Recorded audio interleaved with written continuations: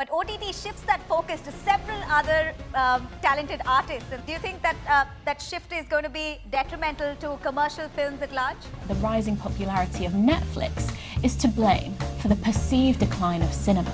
दोस्तों ऐसा क्यों हो रहा है? क्यों दिन ब दिन OTT थिएटर के ऊपर हावी हो रहा है? आने वाले कुछ साल OTT प्लेटफॉर्म्स के लिए बहुत अच्छे होने वाले हैं। नहीं ध्रुव भाई, नहीं होने वाले हैं।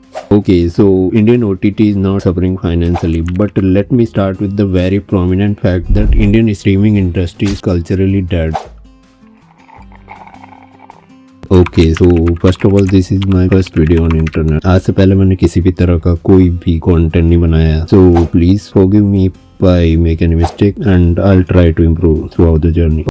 Okay, so getting back to the topic. Before I begin the video, I would like to ask you, ऐसी कितनी OTT सीरीज या मूवीज हैं जो आज से 5 या 6 साल पहले आई हो, लेकिन उनके डायलॉग्स आपके दिमाग में आज भी एक रेलेवेंसी होल्ड करते हैं? What would you name? Sacred Game, Mirzapur और फैमिली मैन? आप उंगलियों पे काउंट कर सकते हो। Sacred Game, first Indian mainstream show जिसने production quality, raw story telling and cinematic visuals का एक बेंचमार्क सेट किया था, while validating the fact that Indian audience was ready for bold and thought provoking content. और ये पहली बार था जब लोग बॉलीवुड मूवीज को नहीं एक सीरीज को सेलिब्रेट कर रहे थे एंड उसके अराउंड डिस्कशंस कर रहे थे। Social media was fully blown with memes. Even if you take the example of Mirzapur, Mirzapur has played the pivotal role in normalising bold and violent content. तो मुश्किल से महीने में 1-2 बार कर पाते हैं, ऊपर से हर बार गर्म करके ठंडा ही छोड़ देते हैं हमको, जिसने कई रीजनल एक्टर्स को एक वेरी शॉर्ट पीरियड में ओवरनाइट सेंसेशन बना दिया था। Pankaj Tripathi, Divyendu Sharma, Vikrant Massey, Vijay Varma along with Shriya Pilgaonkar.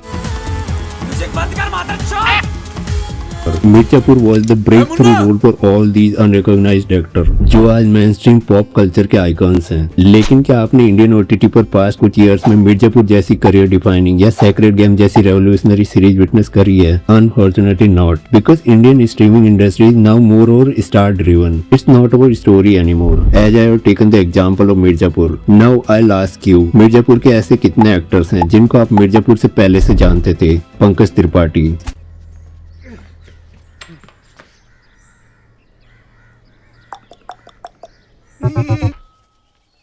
Pankaj Tripathi was very promising actor. कुछ रोल्स को हटा दिया जाए तो he has not been considered by the industry as the lead of a movie and same goes for other actors as well, but in today's time they all have potential to carry a movie with their own face.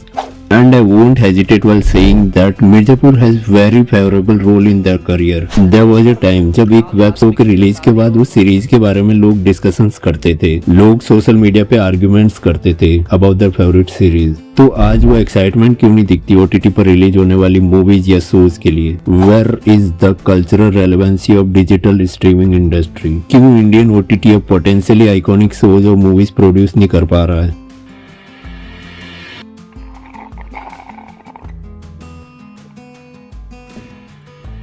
आ जाओ देखते हैं। Now you can kiss me or kick me for saying this, but India में OTT का rise कभी plan नहीं था। 2013 में launch हुआ था Sony LIV and Ditto TV by Zee Media, 2015 में हॉटस्टार, 2016 में Netflix enters the Indian market, 2017 से 18 में Prime and So the fact is that कि पैंडेमिक से पहले OTT इंडिया में एग्जिस्ट करता था बट डोमिनेट नहीं, and then hits the pandemic.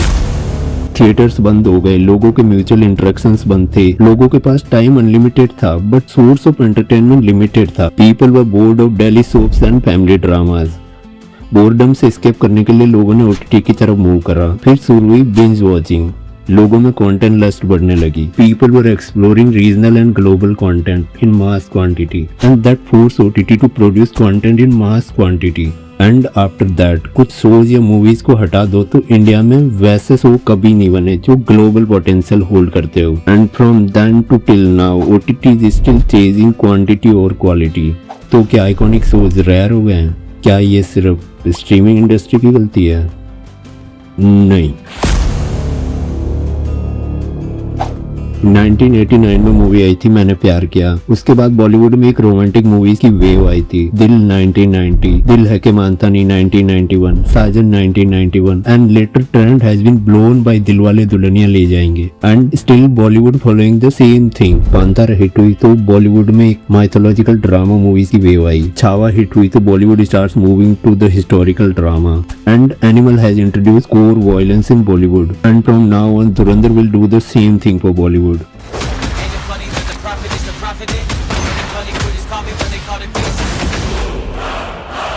So business perspective से भेड़ चाल बुरी नहीं है, because in the end cinema is a business and they are giving people to what they want. Problem तब है जब भेड़ चाल में बागी फोर या आदिपुरुष जैसी माइंड बोगलिंग मास्टरपीस डिलीवर की जाती है।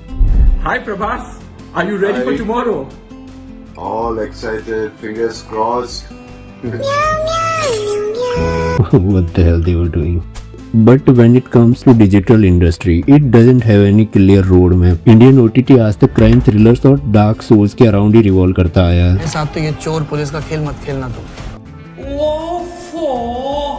स्क्रिप्ट अप्रूवल ऑडियंस के डेटाबेस पे होती है, रिस्क की स्टोरी टेलिंग बंद हो गई है। लाइक द वे मैंने प्रीवियसली कुछ मूवीज का एग्जांपल दिया था, छावा एंड एनिमल और द मोस्ट रीसेंट धुरंधर। अगर इन मूवीज में प्रेस और रिस्क की स्टोरी टेलिंग को प्रेजेंट ही नहीं किया जाता तो these movies would not have been leading the trend. But digital industry आज तक एक ही फॉर्मूला ड्रिवन रही है, which is dark and crime thriller. तो क्या ओटीटी को अपना लैंडस्केप चेंज करना चाहिए या फिर right calculation is not the only challenge for online streaming industry?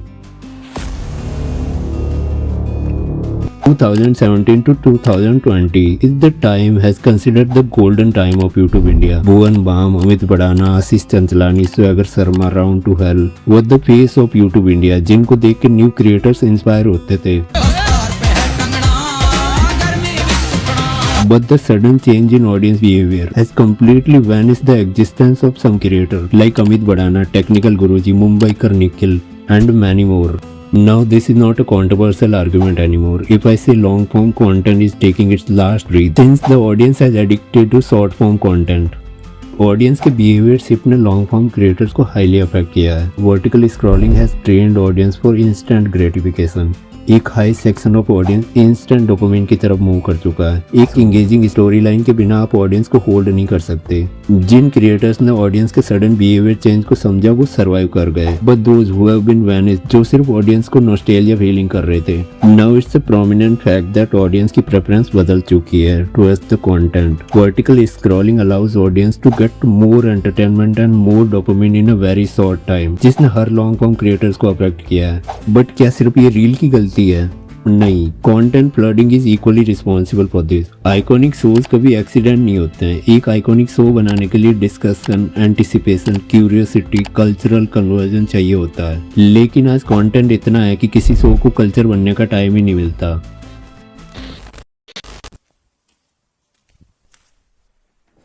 Okay, so this was it for my first video and I hope you liked it, and if you did then you can like the video cause पिछले 10 दिनों से edit करते करते मेरी गांड फट गई है। So if you like the video then you can like the video and you can even subscribe me. You can get a chance to be my second subscriber cause first one is my girl. Bye.